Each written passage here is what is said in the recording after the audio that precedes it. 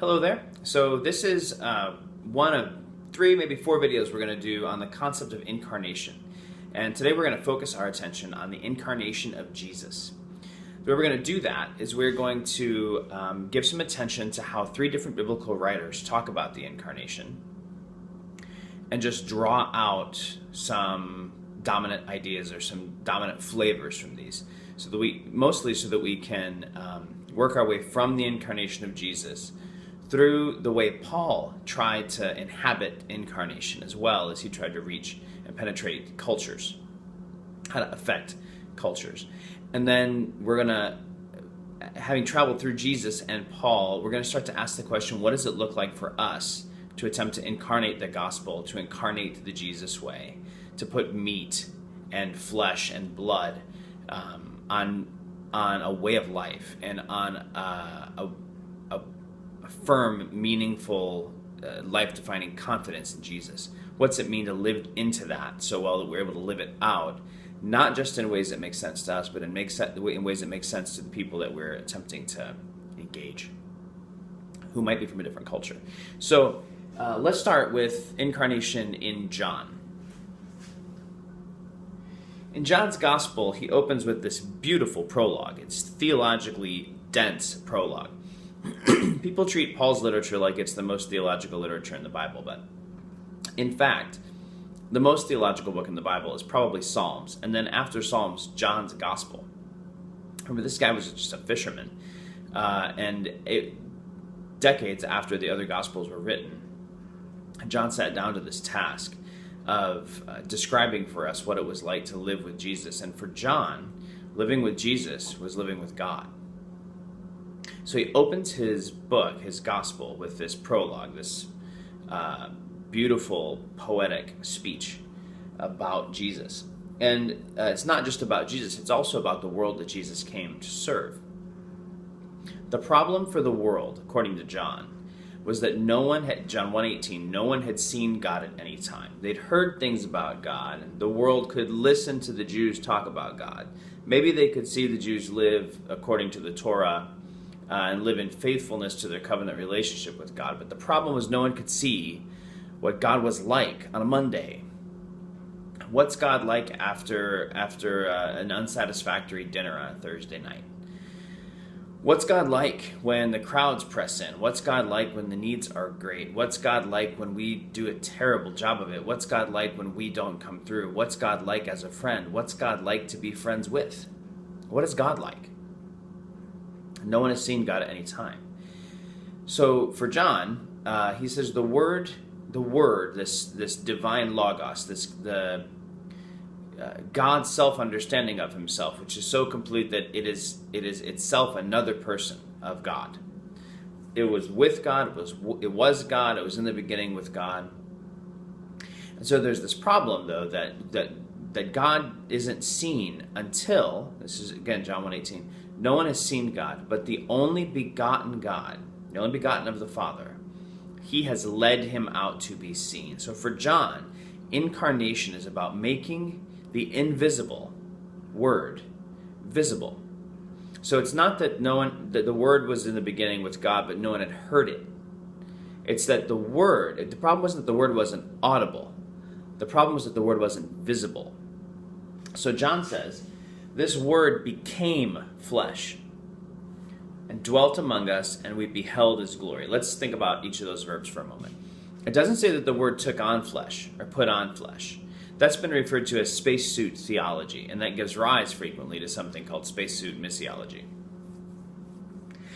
The idea that the word just put on flesh, the inside it was really God, he just zipped up this meat suit, but the meat itself was just meat, but inside was God. That's not true, and that's not what this says. The fabric, the tissue, the molecules of the body of Jesus, God became that. God became something he wasn't yet. Think about that for a moment. God became more. He became other than he was. God wasn't people, but he became people in Jesus. He became us. He became flesh. And then he tabernacled. This word dwelt means tabernacled. He pitched his tent with us. And that word's fun because John's audience is Hellenistic or Greek and Jewish. They're Gentile and Jew. And so for the Jews, this notion of tabernacle was a big deal. The tabernacle was the place that God lived in. It was God's tent in this big camp of tents that the Jews used to walk around the wilderness in. The temple replaced the tabernacle, and Jesus replaces the temple. Jesus is the house that God is living among people in now. And it got better. It's better than a tent or better than a temple because this house walks around and does what we do. Eugene Peterson says it this way: the Word became flesh and moved into the neighborhood. That should inform a lot of what we do when we think about where to buy houses, and we think about upward or downward or inward or outward mobility. When we think about doing ministry, that moving into the neighborhood thing is going to be important.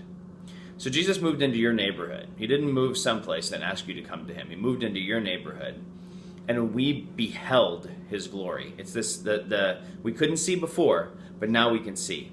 We beheld his glory, the glory of the only begotten God, full of grace and truth.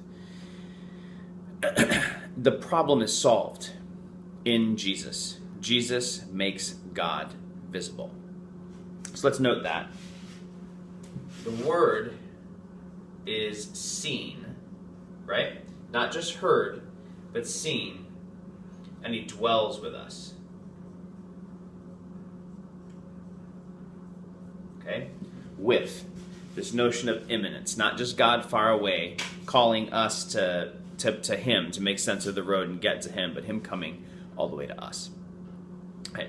Now the second voice in this is Paul's, and we're going to reference Paul's kenosis passage, Philippians chapter 2. Let this mind be in you, which is also in Christ Jesus, Paul says. And there's a video on this on the channel, all about the kenosis, the mind of Christ. But in it we're able to also glimpse what Paul thought about Jesus' incarnation. Jesus is becoming us, right? He was God. He was in the form of God. He didn't think it robbery to be considered equal with God. He became a man, not just a man, but he became a servant, right? God became human, a human became a servant. The servant died, and he didn't just die. He died misunderstood, a criminal's death, not a martyr, not a hero, an outcast, unwanted, not understood, not embraced, an apparent failure. That's what's significant in Paul's discussion of the incarnation is the vector. So there's this downward trend in the storyline of Jesus. There's this downward mobility. He starts off at the top of the heap and makes his way all the way to the bottom. He doesn't stop. He doesn't pull up short. He doesn't almost get there. That's going to be important when we talk about incarnation for us, how we incarnate the gospel. He doesn't almost go far enough. He goes all the way down, down, down, down, down, down, descent, descent, descent, descent, descent. And so you can't get any further than that. Dead, misunderstood, rejected, a failure. It's about as far as, but that's about as low as you can go. So along the way, one of the things that Paul, the verbs that Paul makes a big deal of is grasp or cling. He says Jesus didn't cling. He didn't think that equality with God was something to reach out and take or to hold on to. It was something to release. Okay? For Paul, incarnation meant letting go. It meant releasing rights. It meant releasing needs. It meant releasing yourself and your understanding of yourself. And it also meant not having, in return, not being given respect or appreciation for it. There's nothing heroic about incarnation for Paul, right? So let's let that be enough for Paul. And then the writer of Hebrews, that might be Paul, it might be Apollos, it might be Silas. It's hard to know. It doesn't matter for our conversation. There's two quotations here. You might have trouble seeing them. The lighting is difficult this time of year.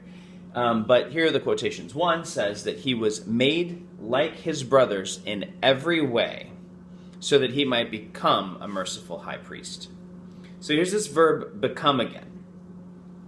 He was made. So Jesus is not cast in Hebrews as passive, but he's put in this passive voice. He submits himself to a process, okay? Submits to process. And one of the things that the writer of Hebrews will say about him is that he learned obedience.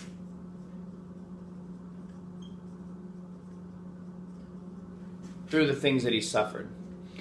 Oftentimes, and I'll just speak for Americans, I can't speak for all peoples, but oftentimes when we talk about incarnation, we talk about trying to get ourselves in a position where we can teach something. For Jesus, incarnation was a process of getting himself in a position where he could learn something.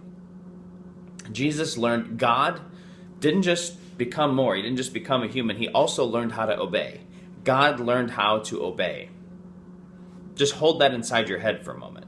God, origin, and fiat utterer, the one whose his word of power both creates and sustains all things, learned how to obey that word. So he is made like this passive submission to a process initiated by another. Think about that when you think about moving overseas or moving across cultures or moving into a neighborhood you otherwise wouldn't have. Think about acquiring a passive voice, a middle voice at least, where you submit to the initiations of another, right? Made like his brothers in every respect so that he might become a merciful high priest. He didn't just come and then tell us about God. He got himself in a position where he could tell God about us. And he could say, we feel like this, Father. It's like this for us. It's not just it's like this for them. Okay, God, I came down and I observed from my spacesuit, insulated from the suffering. And I already knew. I came from a position of I know. I have the cure. I have the answer. I have the solution. He came and learned obedience. He came and learned the problem. And he was able not just to talk to us on behalf of God, but he was able, because of what he suffered and obeyed and learned and was made like, he was able to turn around and look back to God and talk to God on our behalf, mercifully. Not talk to God like, well, it seems like they're like this. But he was able to talk to God like, it's like this for us. This how this goes. Father, it's like this for us. He was not untouched, the writer of Hebrews says, by the feeling of our infirmities.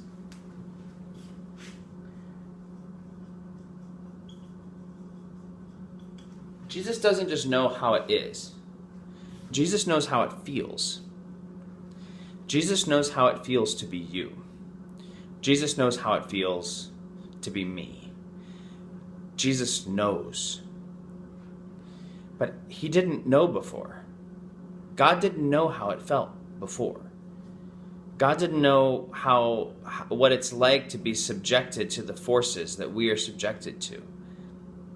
God became weak so he could feel what weakness is like and then suffer the things that weak people suffer at the hands of the strong. So he could turn around and say back to God, it's like this.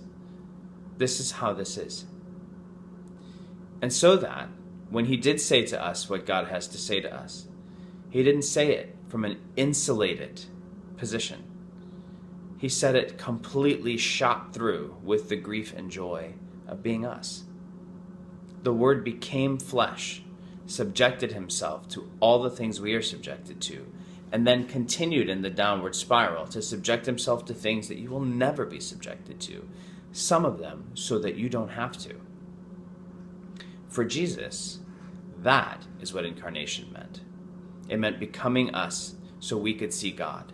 And it meant becoming us so that God could understand us. In his belly, he could not be untouched. He could feel the feeling of our infirmities. And to do that, to get that far in, to get that thoroughly enmeshed with us, he never ever clung to the lifeline on the way down. All right? That is the incarnation of Jesus, according to John, Paul, and whoever wrote Hebrews. Have a good one.